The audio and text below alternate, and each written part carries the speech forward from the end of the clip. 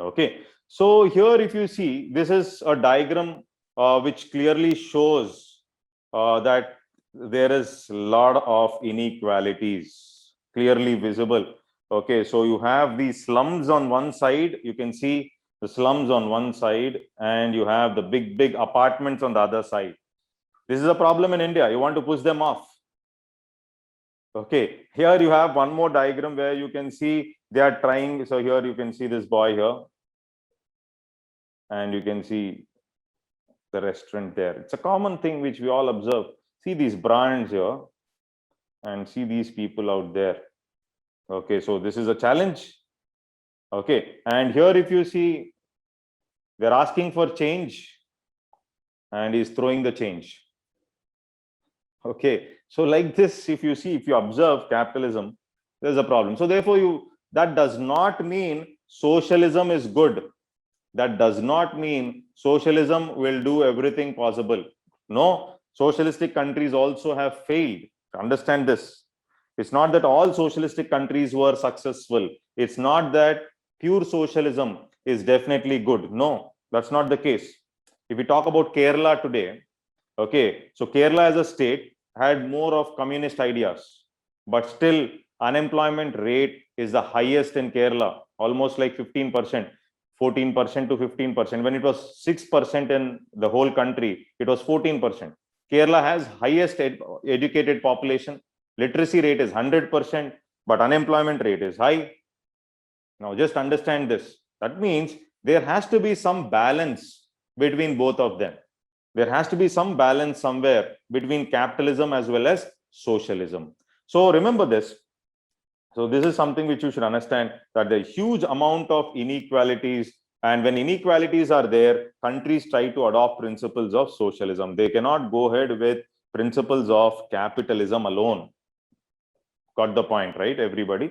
Okay. So now next question to you all is, what do you think will be the problems of socialism? So it's not that if socialism was successful, it's not that socialism, all countries which adopted socialistic policies were successful. Definitely not. There are problems in socialism also. So what do you think are the problems of socialism?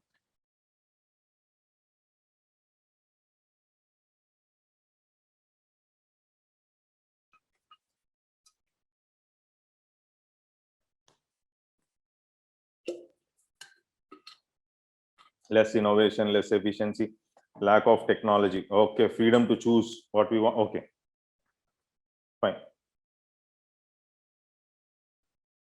Okay, now you can, yeah. Too much of dependence on government. You depend on government for everything. Okay, so you can see this diagram there.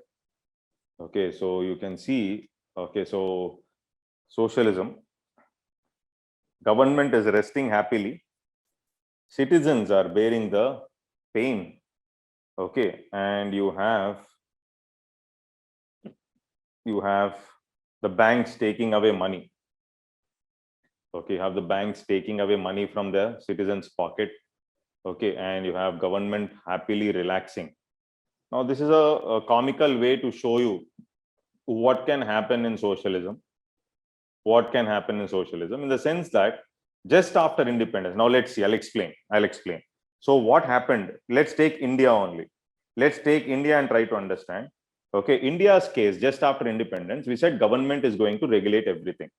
So when we said government is going to regulate everything, okay, bureaucrats and politicians, especially bureaucrats, were very, very powerful just after independence. If you compare a bureaucrat, IAS officer after independence, and compare an IAS officer today, IAS officer was very, very strong.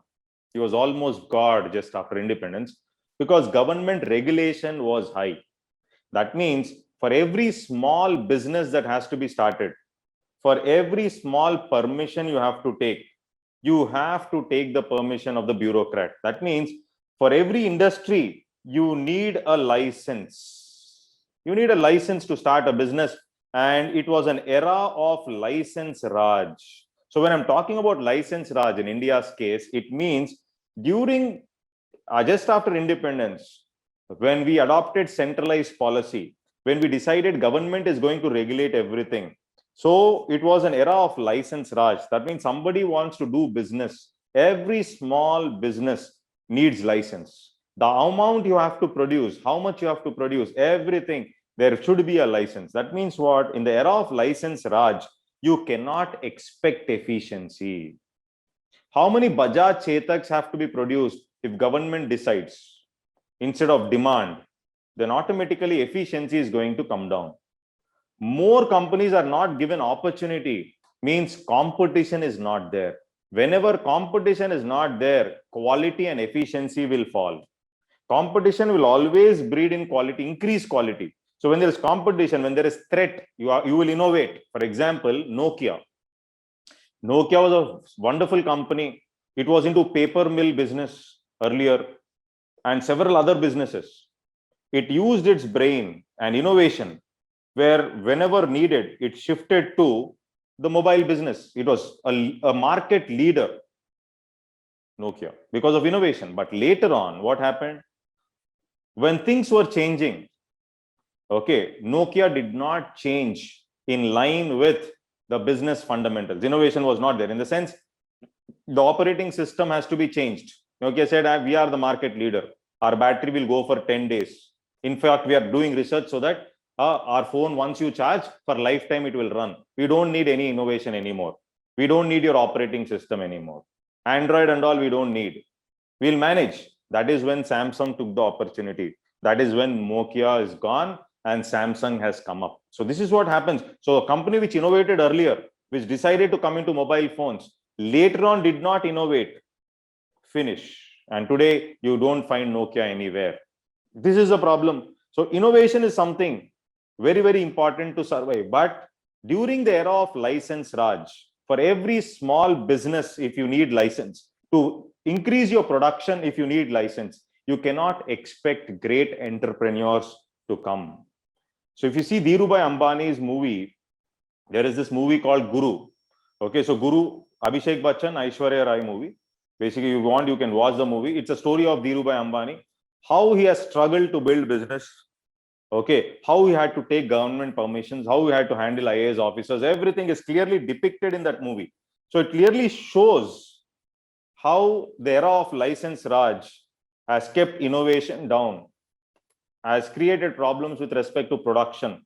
There was no competition, and therefore job creation was also a problem.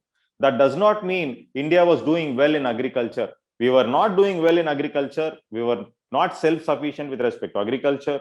We were bad with respect to industry during that point of time because of license Raj, lack of technology, lack of innovation. At the same time, we did not have service sector, because our service sector, which we see today, the IT industry, which we see today, the middle class section or the upper middle class, the middle class section moved to upper middle class because of IT industry. And this has happened after 1990s. Before 1990, we did not have a service sector which was doing really well. And that is the reason our financial sector was also very bad. This is one observation which you have to make. Okay, so I think things are clear till here. Okay, so it's not that socialism is always good. Okay, so socialism has its own problems. Okay, there are only few incentives for the business people to take risks. Okay, so that is one major negative. Okay, and brain drain, obviously brain drain will be there. So why is that our engineers want to go to US? Okay, many times some people talk about patriotism, all that, work for India, work in India, make in India campaign. Okay, once they start working in India, they'll understand that it is better you should have gone to US. Now this is the feeling they will get. Okay, so where is the research and development? Okay, if you want to do a PhD, what is the stipend you are getting? So all this decides the research and development, R&D. If R&D is not there, for vaccines, you have to beg other countries today. That is what we are doing. During necessities, we are trying to beg other countries, please give us vaccines. We don't have vaccines, we are dying. You want Sputnik, you want some other vaccine, you need Pfizer. No, where is the R&D? You're not innovating, you're not spending money on research and development. You are at the mercy of other countries during peak situations like COVID. Observe. Okay, so brain drain, and doctors, lawyers, scientists are moving out of countries like India. They are the people who are innovating in countries like US. Simple. Okay, and fewer inventions and innovations, because the reward is not great as in capitalistic countries. I'll work hard, I'll do a lot of research for 20 years, and when the product is out, I have to give the money to government. Then why will you innovate? Why will you put in that effort? So these are the negatives which are always there in socialism.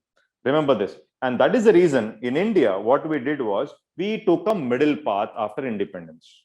So we took a middle path. So what is this middle path which we have taken after independence is, we said, we will, though we are going to adopt principles of socialism, the socialism which India adopts is going to be quite different from the erstwhile USSR. USSR has adopted kind of socialism, but the socialism which we are going to adopt will be quite different from erstwhile USSR. And we are going to come up with principles which we call it as the mixed economy. So we said, fine, we will come up with the concept of mixed economy. So we said we'll take principles of socialism on one side, we'll take the principles of capitalism from the other side. That means you'll take both and we'll come up with this concept of mixed economy. So what happens in a mixed economy is you have both public and private sector moving hand in hand. In mixed economy, you're saying we are going to have both government, public here is government, as well as private sector.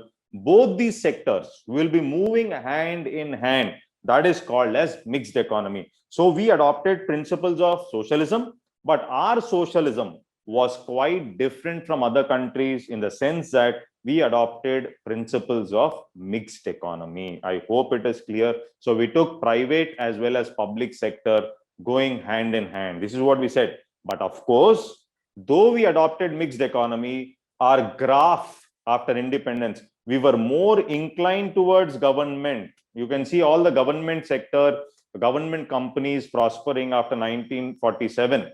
So private sector, though you said mixed economy, major control was under government. And that is the reason you had issues and problems like license Raj, corruption, all these issues. You want license means just like you will not get license. Okay, so this is how situation was just after independence. I hope till here things are clear. Any doubts you have?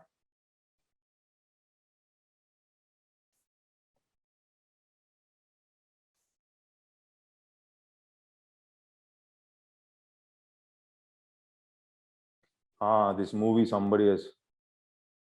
Yes, no freedom, red tapeism. Okay. Okay, Prajwal, what happened? Mixed economy is not clear.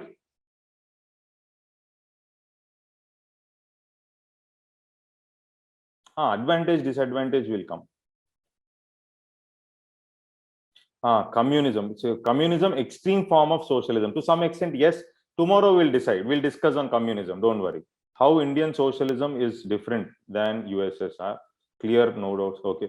So see, Indian social. See, we adopted principles of socialism only, but we said we will not directly adopt a kind of socialism where everything is under the control of government. So we said we will adopt. We'll take a middle path. Like the Buddha's policy, Buddha always says, take the middle path. Okay, so Madhyam Marg. So what we said is, though we are adopting principles of socialism, we will take a middle path. So what is a middle path? It's not that we'll only encourage public sector, that is government sector, but we'll also go ahead with supporting the private sector. So you'll have a combination of both public and private sector moving hand in hand. See, that is the mistake. Is China successful in socialism? Actually, if you observe China, though it looks to be a communist country, there is pure capitalism in China. That is what you should observe.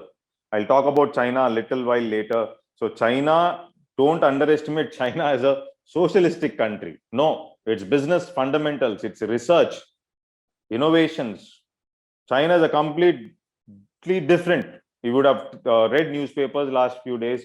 So there's a complete article on China, how China liberalized its economy 30 years before India. So that is China. China allowed foreign investors, China allowed private players to enter China, do business in China. And we did it only after 1990s because we were in crisis. So China has done it long back. Okay. Cooperation society. China is a success. Okay. Leap forward period. Okay. Will all that we will discuss, ma. We'll step by step we will come to that. Okay. So what is cooperation society? Somebody has written. I didn't get it. What is cooperation society? You're talking about cooperative societies? Praveen.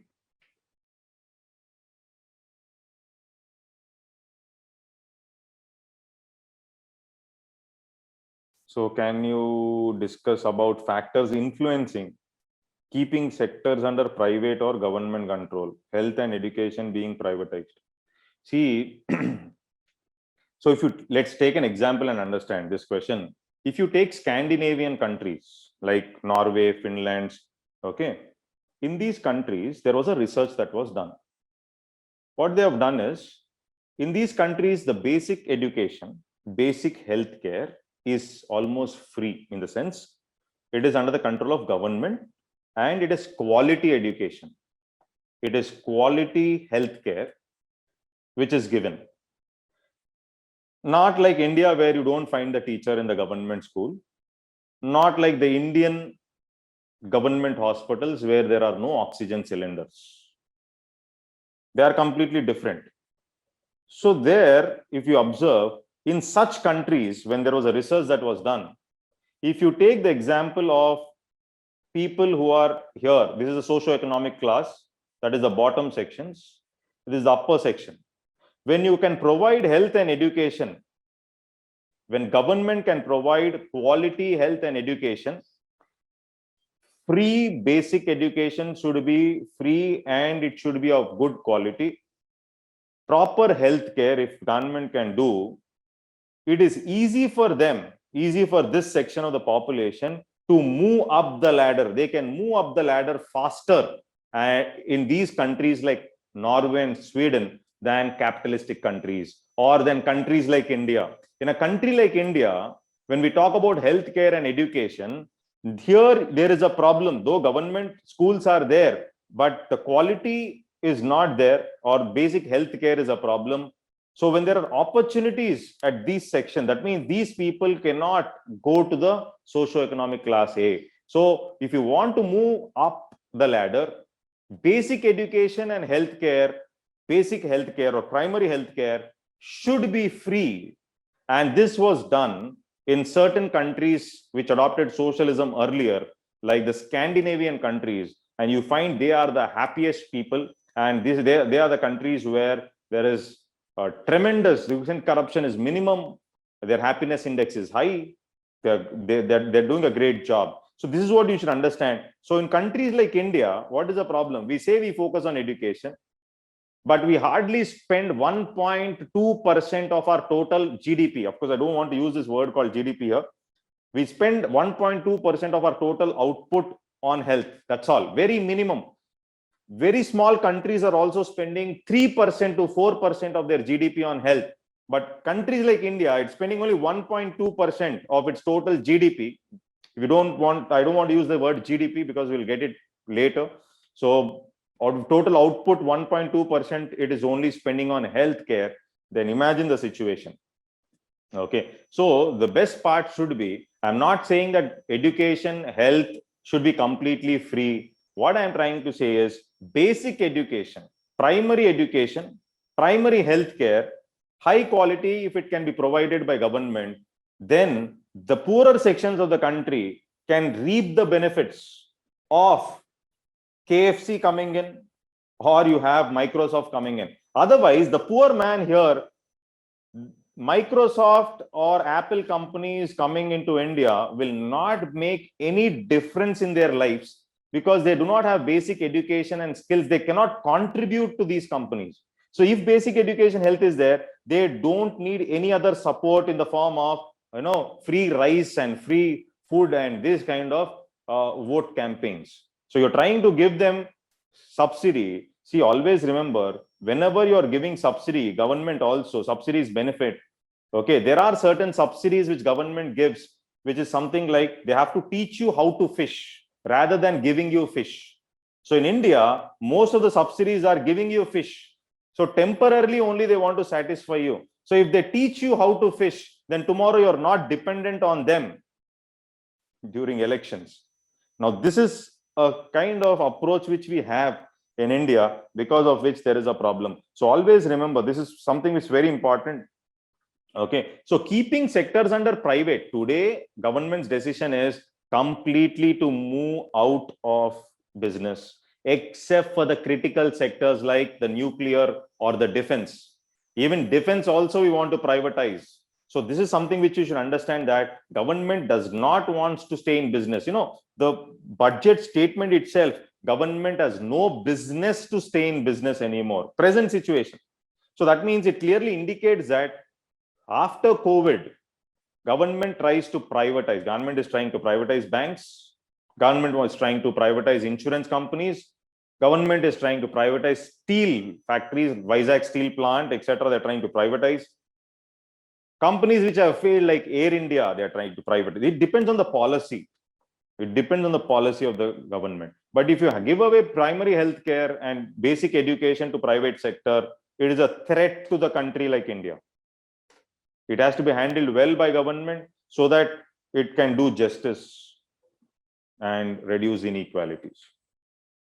And even transportation facilities also privatized, like airways and railways. What are the influences of these on Indian economy? Will be privatized. They will go. Okay. They will see here. It is a big question, in fact, in a basics class, like what you are asking. You're saying, what will be the impact? See here, privatizing railways. You're trying to privatize railway related infrastructure projects, etc. You're privatizing. And there is something like core railway operations. Core railway operations, if you are trying to privatize, it is going to increase the cost for the poor man. It is going to increase the goods cost, transportation cost. So, but you're trying to build infrastructure related to railways through public-private partnerships or to privatization. It is definitely good. Otherwise, you have the same stinking railway stations everywhere. So therefore, where to privatize, where to leave things off is a critical decision which the government has to take. Okay, so it's not about railways. If transportation, private airways obviously has to be privatized. You know what offend Air India. Air India is in losses. It's a burden for the government. You cannot spend money on Air India. You cannot spend money on a sinking ship. The ship is sinking and you know it will sink, and still you don't have resources and you cannot push money into a sinking ship. So therefore, if somebody is able to run it profitably, you have to give it to them. There's no other option. And if there is fair competition that is developing, you will find air prices also will come down. This is it. So I'm not saying privatization is good. I'm talking about where to privatize, where not to privatize is a decision that has to be taken by the government at the right time. It's not during COVID scenario you talk about privatization. That is the only logic which I. So in USSR, only Russia has a huge capital infrastructure. Other Soviet nations are struggling to build the economy. Does it mean Russia is dominating the so? See, if you see 1991 plus, after the disintegration of USSR, Russia was also in its own problems. Russia, I'll come to 1991. We did not start only. Okay, so Russia was facing its own problems. So in Russia, what was the issue? So they were struggling with poverty. They were struggling with problems of unemployment, etc. That is when there was a rise of unipolar world. That is when US became the master of the world. That is when there is only one power. So you could see earlier it was a Cold War period. That means you had two powers. One is US on one side promoting capitalism. Then you had the USSR or the Russia on the other side. But after the disintegration of USSR, what happened? It's a rise of a unipolar world, one single power, that is US. And that is when India had to implement liberal policies. That is when India had to implement capitalism. That is when India had to become close to US. Simple. Okay. So now I want you all to write down the keywords which I have discussed. Okay, this is what we have discussed. So we have to see, there's nothing like cooperative economics. So here what we talk about is, when we talk about cooperative economics, here we are talking about trying to reduce the forces of capitalism. Okay, we're trying to reduce the forces of capitalism. So that means here, when you're talking about capitalism, how do you bring a middle path now? Do you completely eliminate capitalism? You cannot eliminate capitalism today. Simple logic. Why? Because if you try to jot down top 500 entities, you have companies output more than countries' GDP. You have certain companies outputs more than countries' GDP, clearly indicating companies will dominate countries. This is the scenario today. So you have to forget this logic that you cannot replace capitalism today. You cannot replace capitalism and come up with socialism. That cannot be done. So what is the way out is moral capitalism, which I will discuss tomorrow. So you not use the word cooperative economy here. I use the word called moral capitalism. I take a middle path, or you can call it as benevolent capitalism. Though you are trying towards working towards profit motive, you try to bring a middle path, that is called as benevolent capitalism or moral capitalism. That is where we can talk about. Okay, so yeah, please write down the keywords. Please write down the keywords. Yes, please write down the keywords. One is capitalism.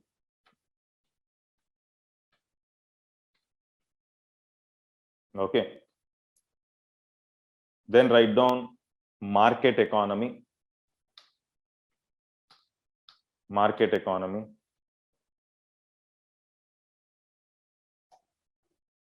Then write down demand and supply.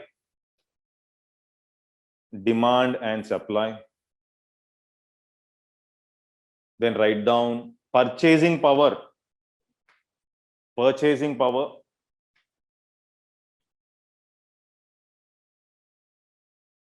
Purchasing power.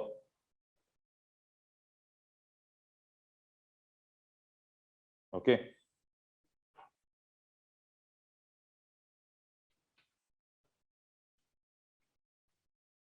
Then write down inequalities. Inequalities.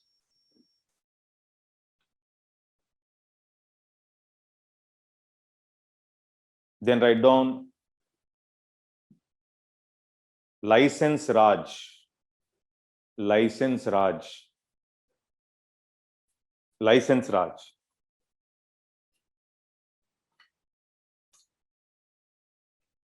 Then write down socialism.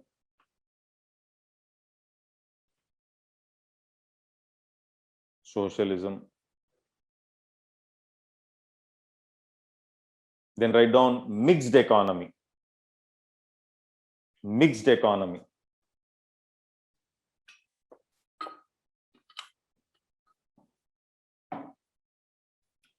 Not many keywords, no. Somebody please type it there. Sir, could you please, somebody, whatever words I have pushed in, somebody please type it there.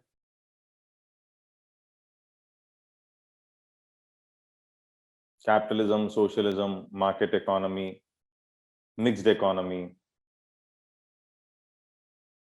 supply, demand.